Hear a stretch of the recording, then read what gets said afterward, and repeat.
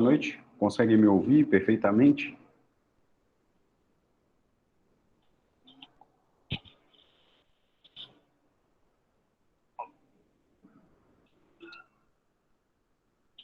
Conexão tá boa, todo mundo vendo aí direitinho, tudo certo? Vamos começar a chamada, né? Então vamos lá.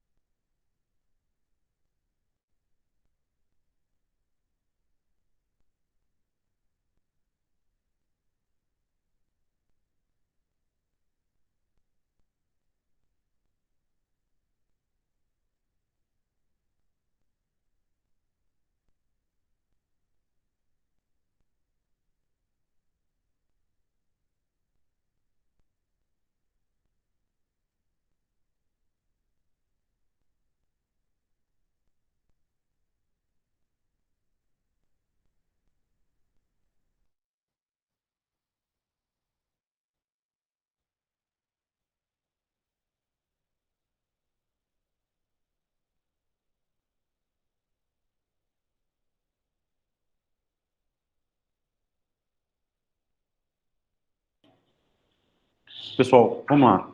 Bruna, Caroline, Eduarda, Elimar, Fernando, José Carlos, Laline, Laura Couto, Lavínia, Leandro Teixeira, Letícia Castro,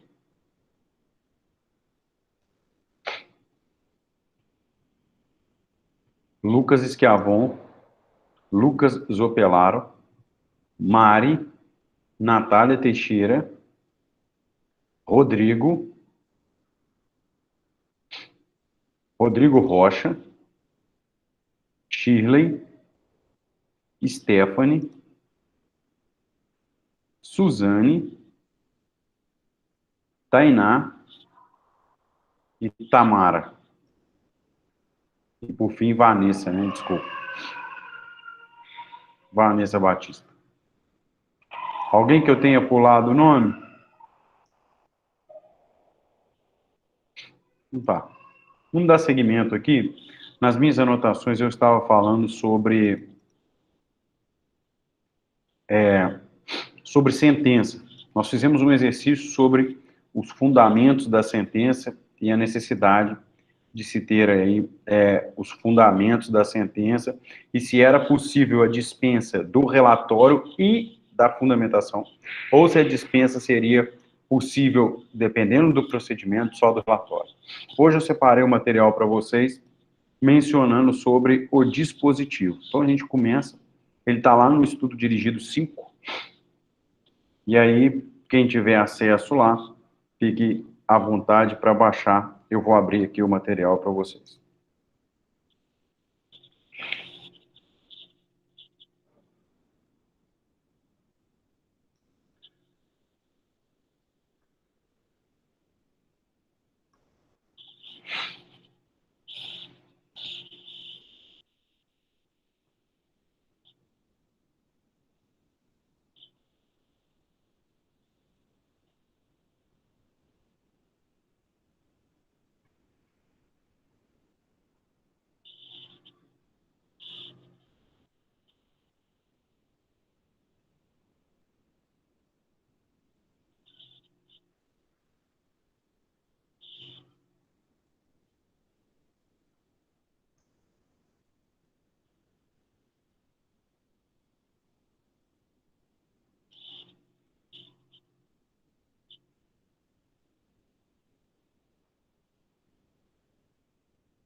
Veja se vocês estão conseguindo ver aí o slide de sentenças.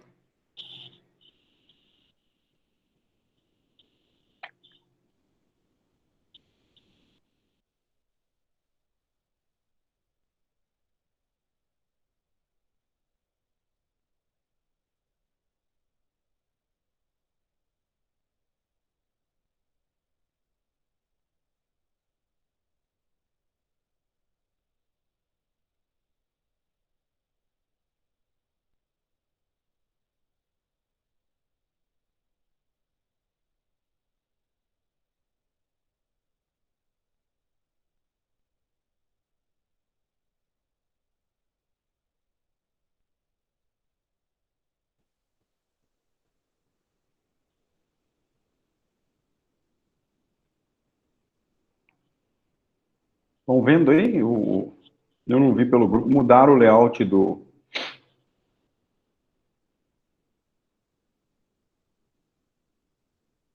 Eles mudaram. Eu não sei se para vocês. Vocês estão me ouvindo?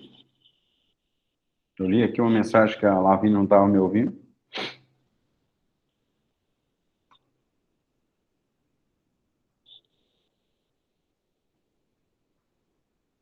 Ao final da aula eu faço outra chamada, tá? A Lavínia chegou aí um pouco atrasada.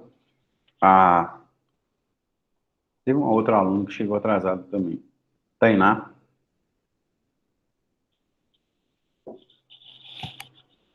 Então, pessoal, nós estávamos falando de sentença. Eu separei esse material. É um material para que vocês possam acompanhar a aula. E aí, nós precisamos agora estudar o dispositivo. Sim, sim, eu dou presença nas duas aulas, tá?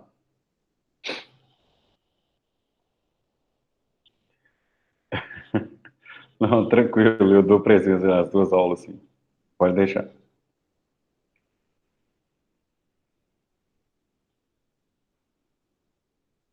Bom, quando a gente estava falando de sentença, a gente separa relatório, fundamentação e chegamos aqui no dispositivo.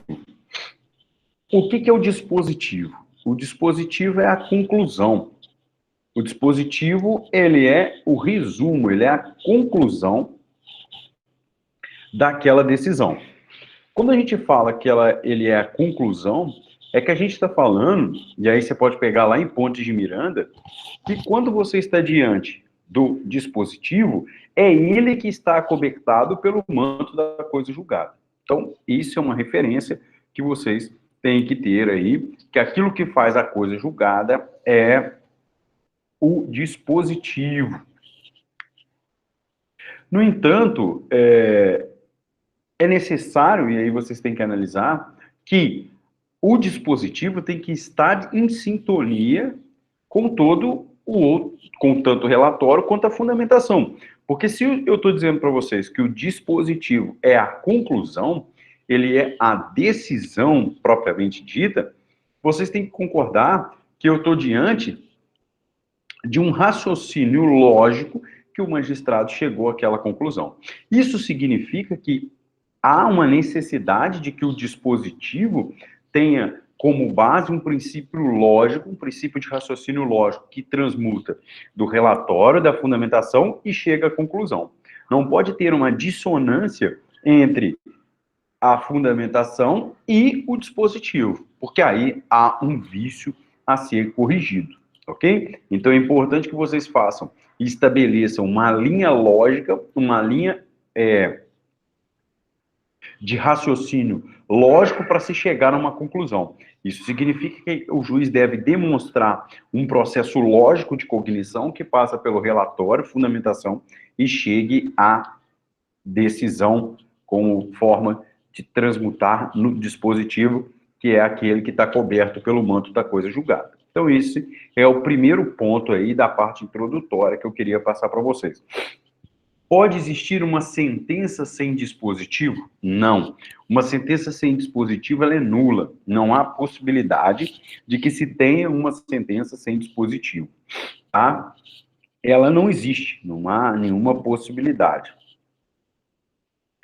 O dispositivo, então, como que ele se divide? Como que eu estabeleço a divisão do dispositivo? Como que ele é analisado? Como que eu posso compreender pelo aspecto do dispositivo? Como que eu concluo isso? Qual é a referência que eu tenho em relação ao dispositivo? Pois bem, o dispositivo, ele pode ser um dispositivo direto, como também pode ser um dispositivo indireto. Vamos por etapas. O que seria o dispositivo direto? O dispositivo direto é aquele em que o magistrado coloca ali, com suas próprias palavras, ele exprime, ele manifesta diretamente a conclusão da sentença. Ou seja, ele vem dizendo, julgo procedente o pedido A, B, C, para condenar a reclamada a pagar o autor reclamante as horas extras, as férias não pagas. Então, ele estabelece uma linha direta quanto a isso, ok? Esse é o dispositivo direto. Ele fala diretamente, condena o pagamento de hora extras no percentual de 65% através do adicional, blá, blá, blá, blá, blá, blá. Ok? Então, isso ele quem faz.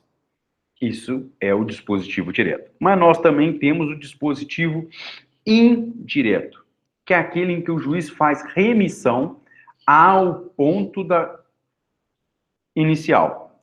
Isso significa que o juiz, ele menciona ou ele exprime a sua decisão de forma indireta, ou seja, ele faz referência ao pedido descrito na petição inicial. Significa que julgo procedente o pedido de número 1, a linha A, B, C ou D da inicial.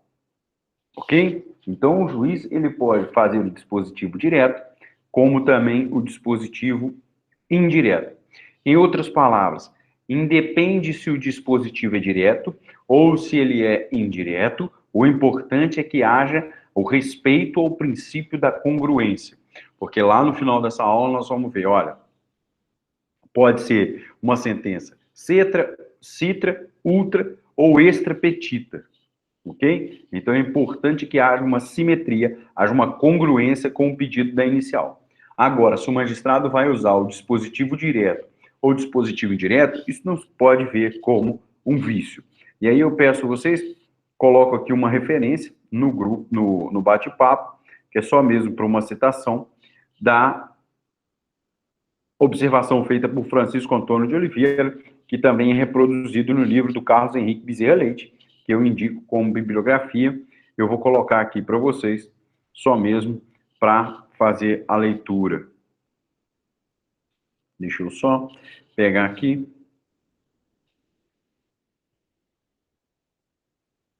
Vamos lá. Ele faz a seguinte citação. O dispositivo indireto deve ser evitado por desmerecer o julgado e dificultar sobremaneira os demais atos posteriores, em especial a liquidação de sentença e a própria execução, obrigando a todos, inclusive o próprio juiz, com leitura ociosa que poderia ser evitada com o decision direto, claro, a fazer uso da lei do mínimo esforço. O julgador demonstra preguiça e deixa expresso na sentença esse seu defeito para que todos vejam. Isso é uma crítica que se faz quando se utiliza o dispositivo indireto. E aí, parte da doutrina, isso é uma crítica, está aqui, está válida, é uma crítica doutrinária, mas não há nenhuma, ou seja, melhor dizendo, parte da doutrina ainda sustenta que não há aí nenhum vício capaz de invalidar uma decisão judicial, porque ela teve um decísio indireto, um dispositivo indireto, que foi feito através de um aspecto remissivo. Mas aqui, como a gente está na graduação, vale aqui a referência quanto à existência aí dessa diferenciação entre o dispositivo direto e o dispositivo indireto remissivo. Nas palavras de Francisco Antônio de Oliveira, o dispositivo indireto iria demonstrar para todos a preguiça aí do magistrado, ok? não há ali nenhuma vício a ser reparado, tá ok? Requisitos complementares, está aí no slide que vocês estão vendo aí fixado na tela. Dispositivos complementares, nós já falamos dos requisitos necessários, que são eles: relatório, e aí a dispensa do relatório, dependendo do procedimento, relatório, nós temos fundamentação, e agora nós mencionamos o dispositivo, ok? Bom, e aqui a gente começa o estudo dos requisitos complementares. O que seriam esses requisitos complementares? Se ele recebe o nome de complementares, há uma obrigatoriedade, a ausência de tais requisitos gera anulidade, pode ser configurado algum vício quando há uma ausência desses requisitos, como que isso se desenvolve, como que isso é feito. Vamos analisar.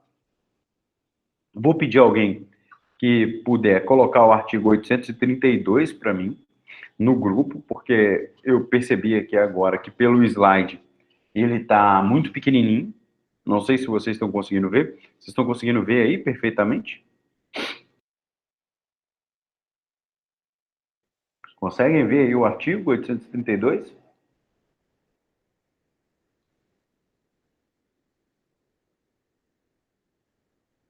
Consegue? Não, então perfeito. Bom,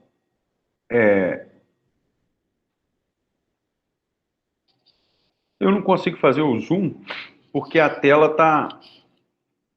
Há duas telas, né? A tela já está na amplitude aqui. Se eu fizer zoom, ela corta. Mas tudo bem, eu coloco o dispositivo no grupo. Se alguém conseguir ver aqui, o 832 da CLT. Ele trata dos requisitos complementares. Deixa eu ver, parágrafo 3º.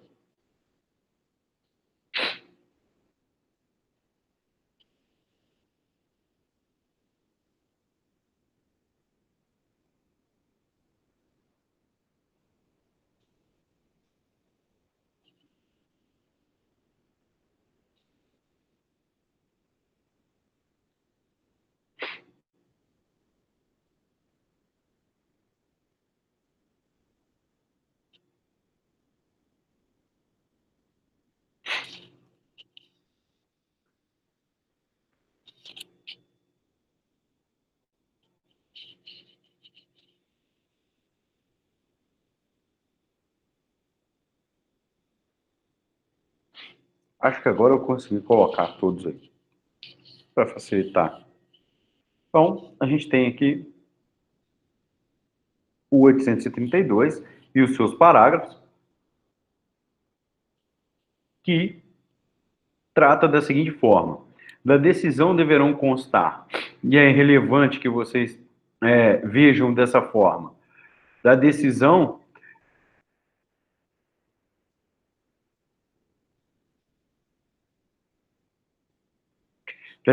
deverão constar nome das partes, o resumo do pedido e da defesa, que é o relatório, a apreciação das provas, os fundamentos da decisão e a respectiva conclusão.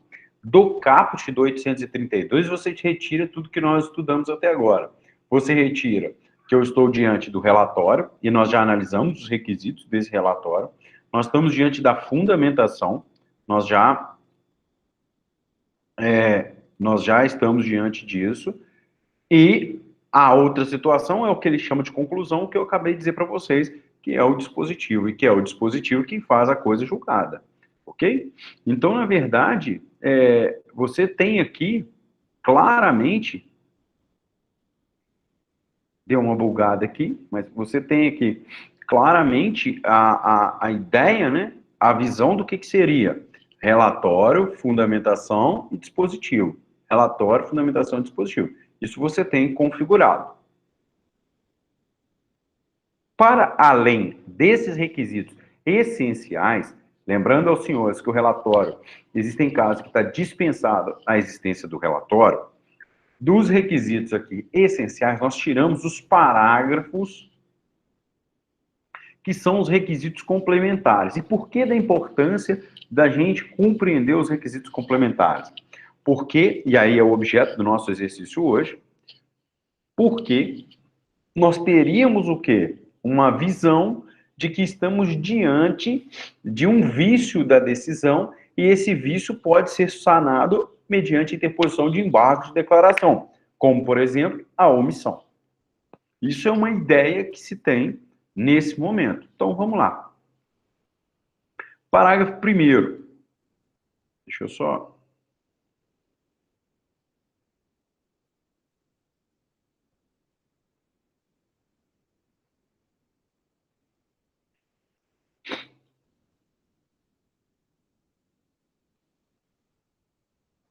Parágrafo 1º. Quando a decisão concluir pela procedência do pedido, determinará o prazo e as condições para o seu cumprimento. Vejam que todos esses parágrafos estão voltados, muita atenção, mais para a liquidação de sentença, está voltado mais para o cumprimento de sentença, da fase do cumprimento de sentença, ou seja, nós estamos diante de uma perspectiva, isso é interessante, nós estamos diante de uma perspectiva de que os requisitos complementares, eles, na verdade, eles têm uma importância na liquidação da sentença. Então, é importante a compreensão dos senhores quanto a isso. Opa, isso. Veja que eu coloco o slide aí, se vocês analisarem o slide, olha, a sentença, ela traz, e eu menciono aí o parágrafo 1º, ela traz como que você deve cumprir a decisão. Como que você e quando você deve cumprir. Lembrando aos senhores, isso é importante aqui, que quando eu falo de requisitos complementares, quando eu entro na esfera, quando eu pleiteio, quando eu manifesto aqui na esfera do requisito complementar, eu estou diante de uma aplicação quando já se tem um trânsito em julgado, ok? Porque isso pode ser alterado pelo tribunal. Então, aqui seria pela perspectiva do trânsito em julgado. Então, vamos lá. O primeiro parágrafo é quando nós mencionamos aqui a questão do prazo e condições para o cumprimento da sentença. Então, eu tenho lá, do parágrafo 1º. Bom, se eu tenho esse ponto, e aí continuo pela perspectiva, o cumprimento, então, ele só inicia, e aí eu volto a dizer, com o trânsito em julgado, ou seja, quando se esgotado todas as possibilidades de interposição de recurso. Então, esgotou-se as possibilidades de interpor o recurso, esgotou. Então, beleza. Então, é aí que nós ingressamos com essa perspectiva do prazo e condições para o cumprimento. E aqui, pessoal, eu faço uma observação, por quê? Porque é importante que vocês tenham conhecimento desses requisitos complementares, porque na prática, ou para quem for prestar prova para a magistratura, ou Ministério Público, enfim, Defensoria Pública da União, não atua aqui na esfera trabalhista, mas advocacia sindical, advocacia para reclamante mesmo, no sentido de advocacia de causas individuais, enfim. Quando você estiver diante dessa perspectiva, você tem que ter conhecimento desses requisitos. Por quê? Para se fazer um excelente cumprimento de sentença, para se extrair da sentença se há ou não algum vício. E aqui a gente tem, então, que essa perspectiva de cumprimento das condições, dos prazos, é a partir do trânsito em julgado ainda. Ok? Bom, outro ponto interessante, você deve ter a ideia, eu vou dar um exemplo aqui prático que aconteceu, inclusive nós conseguimos resolver só hoje. Nós temos um processo, a gente atua como advogado na comarca de Caratinga. E aí, o magistrado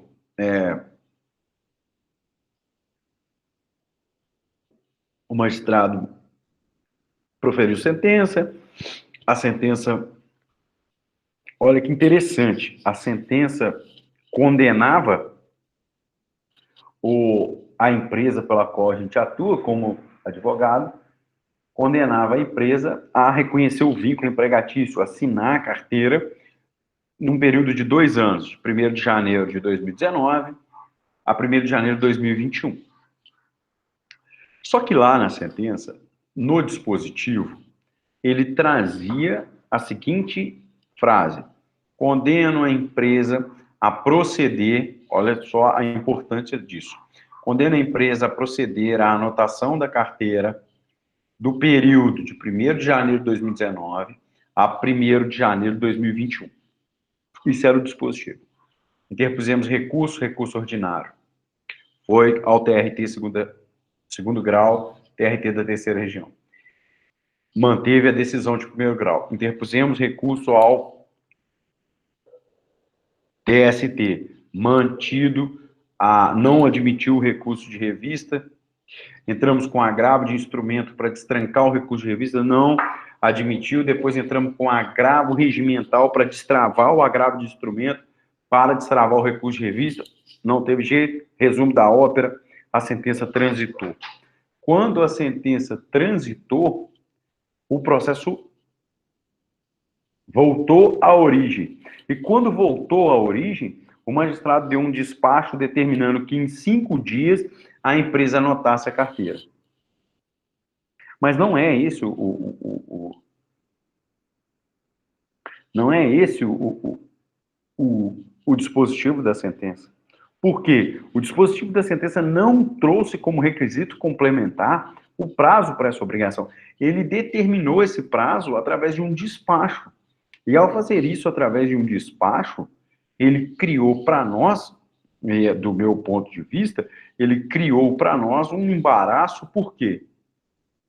Quando você fala da comarca de Caratinga, nós estamos falando de que eu preciso diligenciar essa comarca, ou um advogado diligenciar essa comarca. Remeter o processo, ou a carteira, né, que ela não é digital, para o bar, anotar e devolver para Caratinga no endereço da comarca. Isso gera para nós a quebra desse prazo de 5 dias estipulado por ele, em despacho, lá na liquidação de sentença. E vou dizer mais, isso cria, porque ele fixou multa diária. Então ele pôs uma multa diária de R$ 200, passados 5 dias isso está correndo, em dias corridos, e se você imaginar que se ficar 10 dias, nós estamos falando de R$ 2.000, que é o prazo que a gente estipula. Inclusive, podendo chegar a uma aberração em que a multa, né, estipulada supera o valor da condenação. Tá? Então, isso dá importância. Caberíamos, inclusive, discutir isso em matéria de embargos por omissão. Fica esse questionamento. Eu poderia, na época, ter interposto embargos para discutir, ou isso seria uma matéria somente de liquidação de sentença? Tá? Porque, com base no 832, parágrafo 1º, ele deveria ter estipulado o prazo para se cumprir a obrigação, dizendo, olha, no prazo de tais dias, você deve cumprir essa obrigação. Ok? Tudo bem, pessoal? Todo mundo compreendeu aqui meu exemplo? Senhores, tem alguém aí?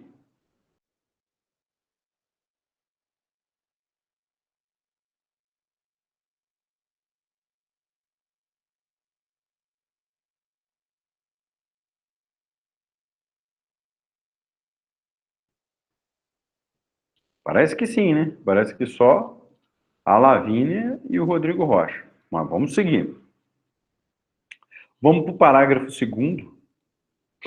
Vamos para o parágrafo 2º, ver se vai trocar o slide.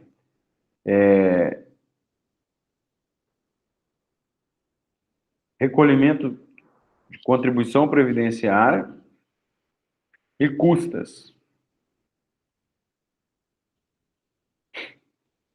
Ok? Somos tímidos, é ótimo. Aproveita a timidez e vê se o slide trocou aí para recolhimento previdenciário.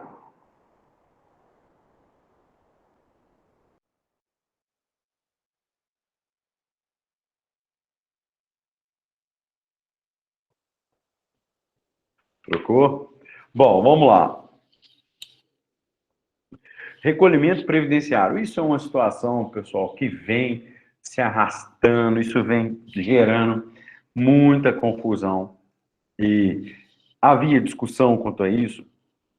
Em 2017, caiu na prova da magistratura, em 2017, exatamente isso que vocês vão, na prova aberta, se não me engano. Caiu o seguinte: o magistrado estava executando de ofício a contribuição previdenciária.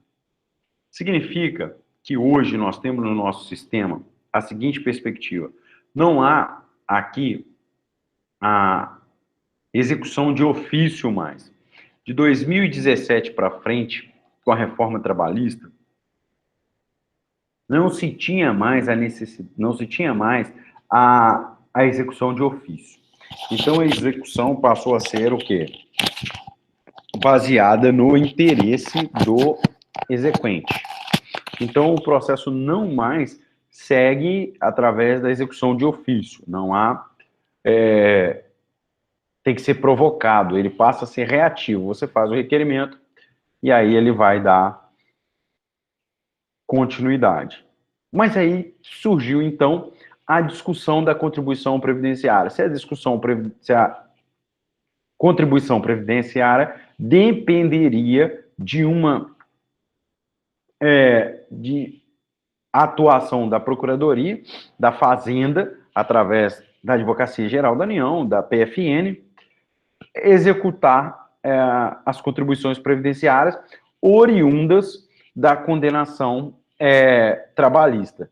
Ou seja, quando você tem de um lado um reclamante, do outro lado uma reclamada, e há, por exemplo, esse meu caso, era um vendedor que teve um vínculo trabalhista reconhecido, e aí, vejam, ele teve o seu vínculo trabalhista reconhecido e há necessidade de recolhimento da contribuição patronal e da contribuição deduzida do crédito trabalhista dele, por óbvio, porque vai sendo deduzida na verba salarial e remetida à Previdência através de repasse, mas também a contribuição patronal. Quando eu digo a vocês a contribuição patronal, eu estou dizendo o quê? Ele tem que fazer o pagamento, a empresa tem que fazer o pagamento, tem lá as alíquotas que não comporta a discussão aqui. O que eu estou dizendo é, a empresa não cumpre essa parte da sentença. Quem seria o legitimado ativo para executar? O juiz poderia determinar de ofício essa execução ou essa execução dependeria de uma atuação da Fazenda, né? Então, isso é uma discussão que ela se encerra e está lá no artigo 114, inciso 8º, a competência da Justiça do Trabalho para a execução de ofício das contribuições sociais decorrentes de sentença. E aí, qual é a referência que ela busca? 832, parágrafo 3º. Então, há hoje a possibilidade da execução de ofício, tá, a ser repassada aí à Fazenda. E está lá no 832, parágrafo 3º, que eu leio para os senhores. As decisões cognitivas ou homologatórias deverão sempre indicar a natureza jurídica das parcelas constantes da condenação ou do acordo homologado, inclusive o limite de responsabilidade de cada parte pelo recolhimento da contribuição previdenciária. Significa que, mesmo que seja isso importantíssimo para os senhores, mesmo que seja um acordo, a homologação, uma sentença homologatória de acordo, deve-se discriminar a natureza jurídica das verbas, para que incida a contribuição a cada uma delas. Então, isso é importantíssimo que seja discriminado, mesmo quando nós estamos diante de acordo, acordo homologatório, ok? Então, se é sentença condenatória ou acordo que homologa, deve ter o quê? Discriminado a verba para que nas verbas de natureza salarial seja discriminado e seja indicado o valor do recolhimento previdenciário, se for o caso ali aplicado. Ok?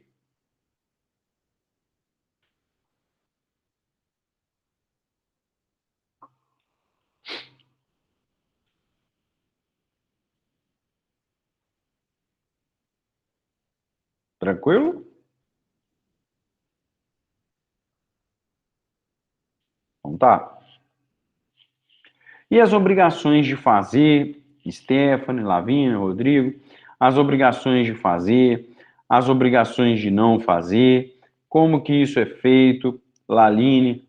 É muito comum as ações trabalhistas, que são oriundas de ação civil coletiva, você ingressa na defesa de categoria profissional, em que elas não têm valor econômico, nós estamos falando de uma obrigação de fazer, por exemplo. O dia desse ingressou com uma ação para que a empresa seja compelida a afastar todas as grávidas que estejam trabalhando por um cumprimento da legislação. A necessidade de se cumprir a legislação. Então, havia ali a necessidade que afastasse aquelas pessoas grávidas. Pois bem, isso é uma obrigação de fazer. Não é uma quantia a ser paga. O que você tem é uma obrigação de fazer. E aí, a importância do parágrafo primeiro. Porque quando você fala de pagamento de quantia, todo mundo fixa a mentalidade no pagamento de quantia. E quando nós estivermos diante da obrigação de fazer? Isso é muito importante, tá? Isso é muito relevante. Isso é um ponto que eu queria falar com vocês. Outra situação é que mesmo que a gente esteja falando de recolhimento de contribuições previdenciárias, é importante da análise dos parágrafos subsequentes, quarto, quinto e sexto, que a União deve ser intimada. E a União deve ser intimada para que ela manifeste interesse. Inclusive, a União pode ser o quê? Intimada para recorrer se quiser. Imagine que foi feito um acordo e nesse acordo foi discriminado parcelas de uma perspectiva em que não condizia com a realidade. A União não participou do processo e sofreu um prejuízo econômico. Por quê? Se eu digo a vocês que a contribuição previdenciária incide sobre parcela de natureza salarial, imagine que a discriminação naquele processo, um processo gigantesco, a discriminação tenha sido feita somente com parcelas de natureza indenizatória, onde não há incidência de contribuição previdenciária. Caberia, então, à União a ser intimada dessas decisões, inclusive de homologação de acordo, para que, se quiser, ela possa interpor recurso desse acordo. Inclusive, a interposição de recurso nas sequências que nós vamos estudar no semestre seguinte, através da sequência aí dos recursos em espécie. Por quê? Porque ela tem legitimidade para interpor, mesmo não tendo participado do processo, e desde que o recurso seja restrito ao tributo que lhe era devido. Ok? Então é muito importante aí essa análise. Alguma dúvida até aqui para que a gente possa fazer o exercício? Porque aí a gente entra em dois pontos sensíveis, que é o julgamento citra, ultra e extra petita, e depois no julgamento parcial. Alguma dúvida até aqui?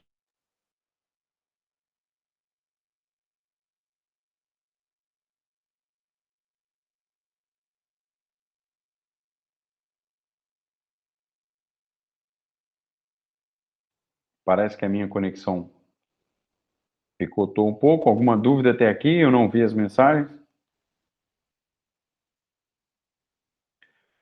O que é? Eu não pude ver o que a Lavínia disse. Alguém copia e cola para mim a mensagem dela?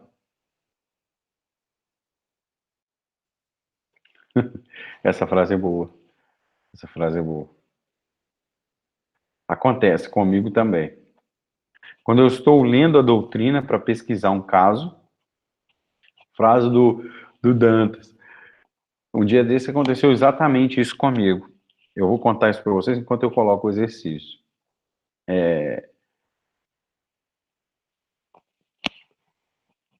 Eu tinha que interpor um agravo regimental no TST.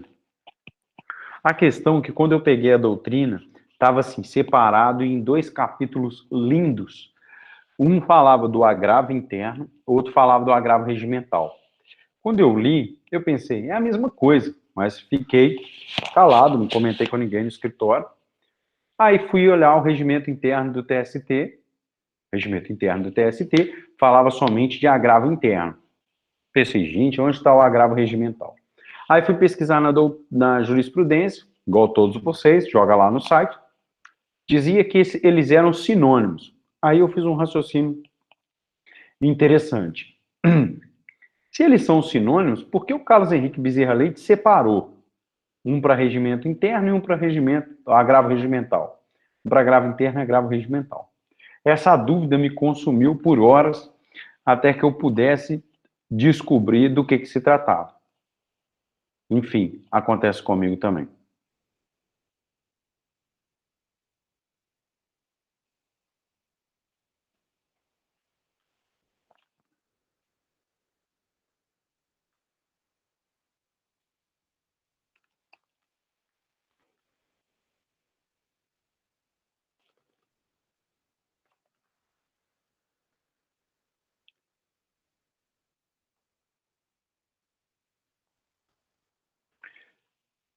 E aí, estava só esperando alguém perguntar, Stefan. E aí, depois dos 5, 10 minutinhos do exercício, eu respondo para vocês qual foi a saída, e ela parece, assim, a mais, não vou falar bizarra, mas a mais simples do mundo. Mas na hora da leitura da doutrina, sem dúvida nenhuma, eu já sabia tudo. Na hora de redigir, aí que foi o problema.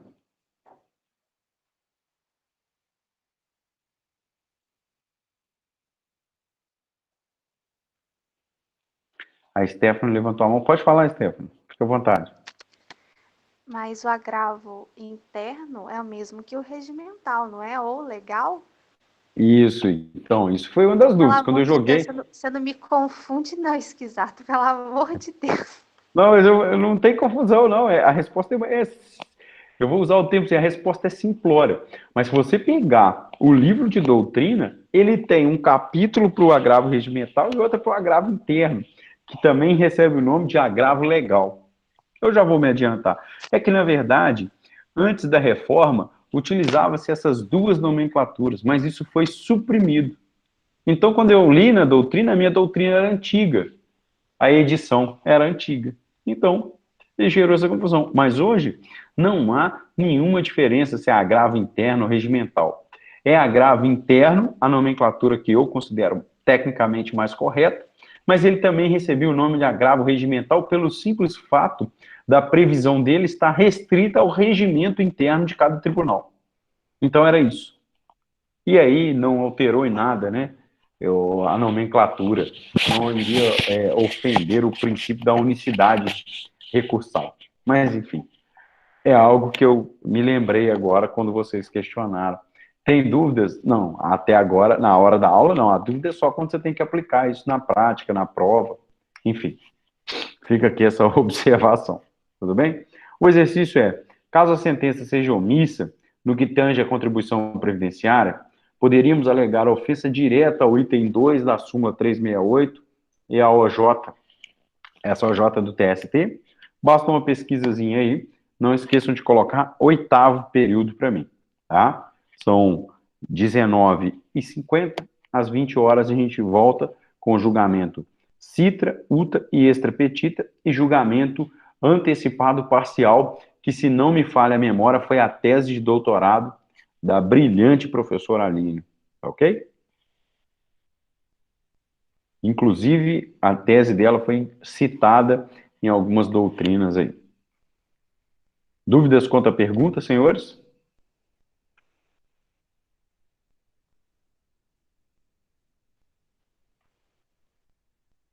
Ok? Então tá.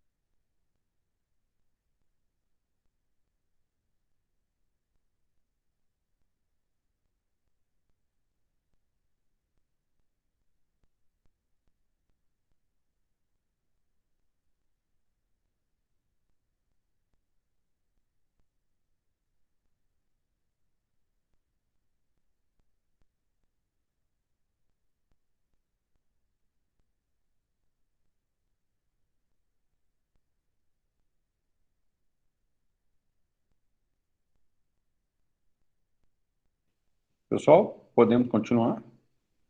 Ou mais um tempinho?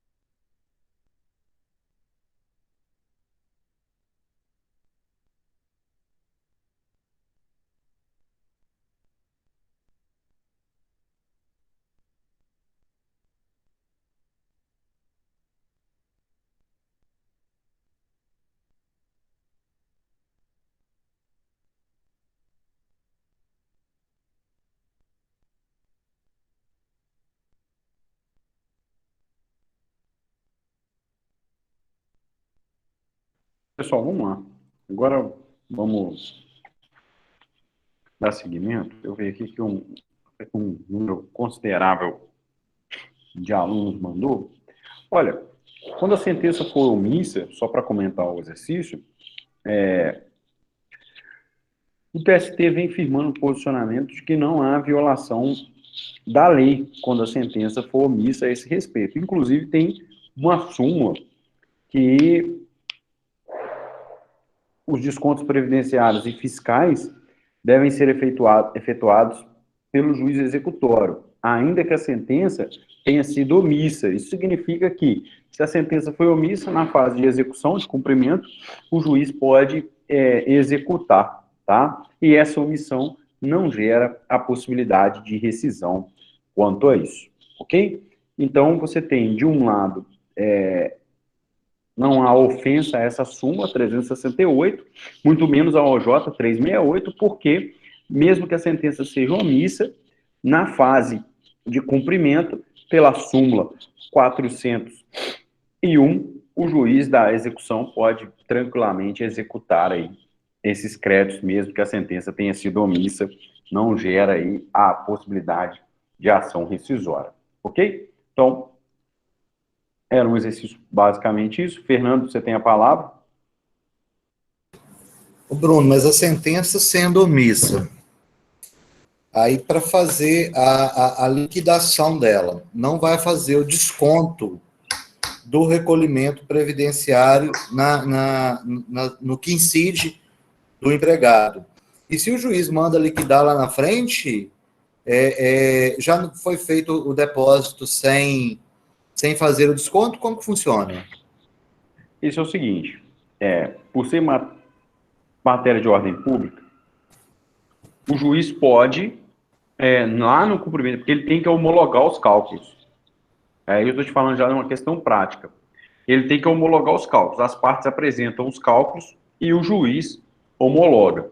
Quando as partes apresentarem os cálculos baseados no título executivo, que é aquela sentença, você concorda comigo que ela vem sem a incidência da contribuição, porque ela foi omissa.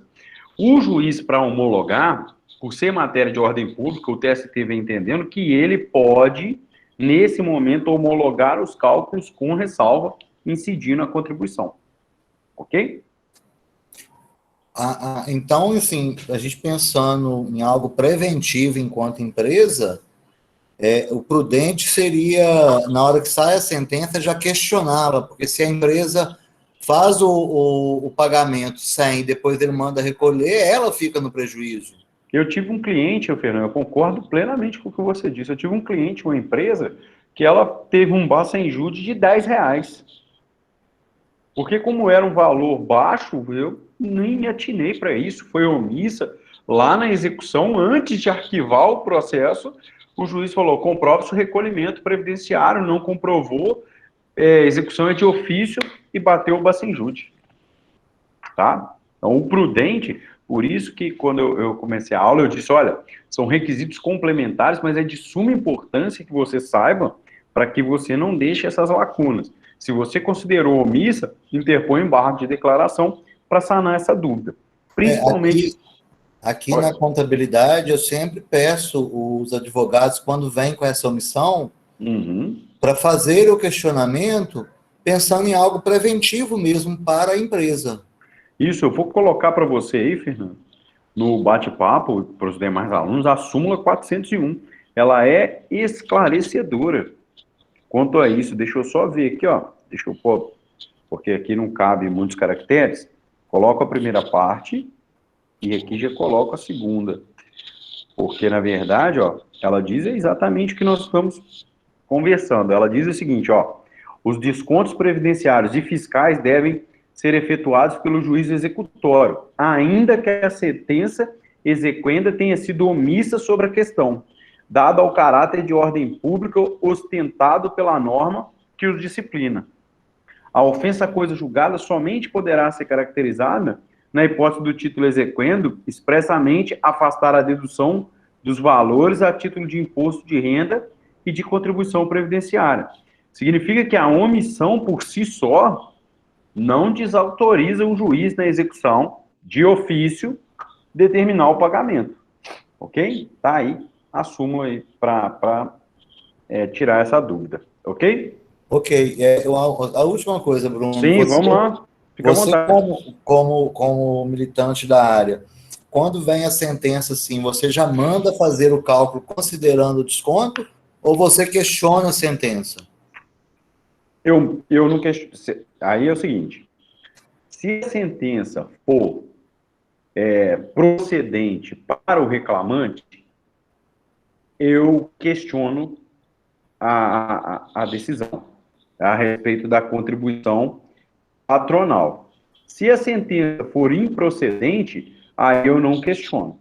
Claro. Então, depende do polo, entendeu? Porque, na verdade, se eu tiver pela empresa e a sentença for omissa quanto a isso, é como, desculpa o termo sem ser técnico, mas é o que eu encontrei agora, você acaba empurrando com a barriga isso para execução. E aí, se for uma empresa que quer quitar o débito de forma correta, quando eu jogo no PJE Calc, eu já insiro para fazer a contribuição. Já recolho para evitar problema, mesmo que a sentença tenha sido omissa. Eu prefiro, muitas das vezes, deixar a sentença omissa, mas recolher posteriormente na execução. Tá? Porque Ok, obrigado, Bruno. Gera um caráter protelatório desnecessário. Você fica protelando, aí você põe embargos. Sabe, Fernando, que na prática eu tenho muito receio dessas multas por embargo protelatório. Quando você está pela empresa e a ação foi favorável ao empregado e você interpõe um embargo de declaração, o juiz pode entender como protelatório e aplicar multa de 2%. Aí complica um pouco a ação. Então, eu prefiro, sabedor dessa súmula, eu prefiro discutir isso lá em execução.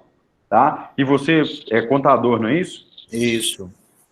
Então, você vai entender, muitas vezes é melhor se pagar de forma voluntária do que ficar discutindo isso na frente. Eu te fiz essa pergunta justamente pensando na parte prática. A parte Porque prática. Normalmente, aqui na nossa região, os advogados não fazem a parte do PJE Calc. Aí vem para a gente fazer. Quando a gente pega a sentença tão omissa, que eu já jogo a Previdência, é uma briga quilométrica aqui com os advogados. Sim. Porque, na verdade, a fazenda em si, a União não vai executar se o valor for baixo. Mas a execução é de ofício pelo juiz. Então, ele não deixa isso passar. Entendeu? Porque a fazenda não vai executar. O juiz, então, determina a execução de ofício. Entendeu? Sim. É complicado, mas eu ainda sigo a linha, e deixo claro, né, para as empresas, eu sigo a linha de fazer o recolhimento. Ainda mais para a necessidade de algumas certidões, enfim. Eu sigo aí. Tá joia? Ok, obrigado, Bruno. Falou. Pessoal, e aí agora a gente entra na esfera do julgamento citra, ultra e extra petita. Eu vou partir da premissa de que vocês já sabem a parte conceitual do citra, do ultra e do extra petita, bem como a relação que se estabelece entre a congruência, o princípio da congruência, em que se deve ter uma relação estrita e direta entre o pedido da inicial e a sentença. Por isso que a gente fala a sentença, e aí a gente usa isso lá em TGP, em Processo Civil 2, a sentença, ela abre e fecha aspas, o espelho da inicial. Eu tenho aqui a inicial e tenho aqui a sentença. É como se eu estivesse espelhando, mas no seguinte sentido, procedência e improcedência, ok? É nessa perspectiva que eu tenho. O espelho da inicial, ok? Bom, e o que foge disso? O que foge dessa situação? A gente usa o artigo 492 do CPC para balizar, analisar e balizar a sentença. É proibido o juiz é defeso ao juiz, a proferir sentença, e isso é vício da sentença, a proferir sentença fora dos limites do pedido. Quando eu digo fora dos limites do pedido, eu posso dizer que foi aquém do que foi pedido, foi além do que foi pedido, a mais do que foi pedido ou fora do que foi pedido. Então, eu posso ter aquém, fora do que foi pedido ou além do que foi pedido. Então, você, para interpor um recurso, também a matéria nossa do próximo semestre, você vai traçar o quê? O princípio da congruência. E vai perceber que eu posso julgar, eu posso ter um vício de julgamento, que uma decisão julgou o quê? Aquém, a outra decisão julgou além ou fora do que foi pedido. Ok? Então, você tem essas duas possibilidades. Tranquilo? Bom, e o 492 do CPC, ele deixa claro para a gente que o juiz tem que julgar exatamente nos limites da inicial. E que o juiz deve decidir o mérito nos limites que foi proposto ali. E aí é muito importante você falar nos limites que foi proposto pela parte autora, mas não esqueçam da reconvenção. Por isso que se faz referência aos os limites do pedido feito pelas partes, e não só pela parte autora. Porque pode ser o pedido da inicial com a reconvenção. Não esqueçam disso, ok? Existem possibilidades, existem exceções legais que permitem um julgamento fora, além ou menos do que foi pedido pelas partes? Há essa possibilidade? Há exceção a essa regra? E aí, há possibilidade? Vamos ver o próprio 496 da CLT, ele traz sobre a possibilidade do julgamento ser extra ou ultra petita. Quando o julgamento é extra, é o artigo 496 da CLT. Então, deixa eu só pegar aqui a CLT, deixa eu pegar minha CLT aqui, para eu ler o 496. O 496, ele traz a seguinte redação: é a possibilidade que se foge à regra. 496. Quando a reintegração do empregado estável for desaconselhável, dado o grau de incompatibilidade resultante da ação, especialmente quando o empregador for pessoa física, o Tribunal do Trabalho poderá converter aquela obrigação em indenização devida nos termos do artigo seguinte. É como se dissesse assim, quando o problema foi tão grave que a reintegração, ainda mais se for pessoa física ou contratante, perdão, minha voz. Quando a reintegração se tornar algo mais gravoso, pela relação do litígio, o juiz pode converter em indenização. Isso é uma hipótese que não foi pedida a reintegração. Mas o juiz julgou o quê? Extra, fora do que foi pedido, mas por uma previsão legal. Tá? E o que é o julgamento ultra petita? A hipótese de um julgamento ultra petita. Também peço licença para ler o 467. Deixa eu ler aqui o 467. Só um instante. Vou abrir minha CLT. 467.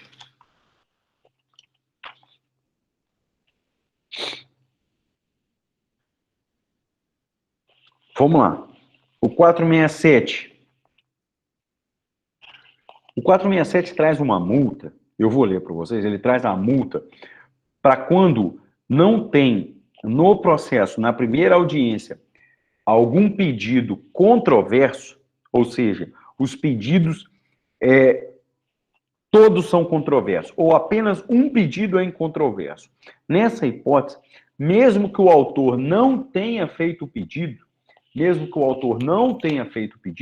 o juiz pode aplicar essa multa. Isso significa, então, que é um julgamento ultra petita. Ele foi além do que foi pedido, mas também por uma previsão legal. Olha o que diz o 467.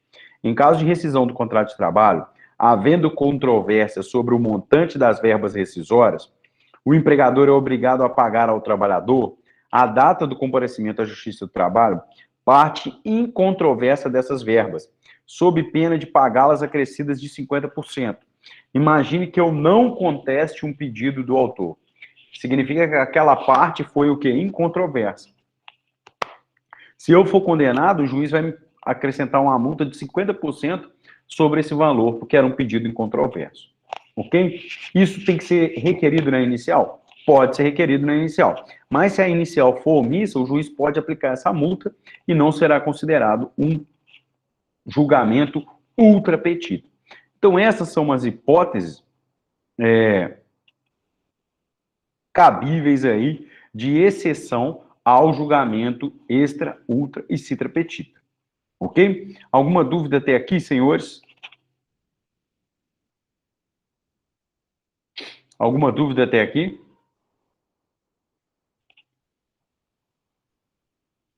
Beleza?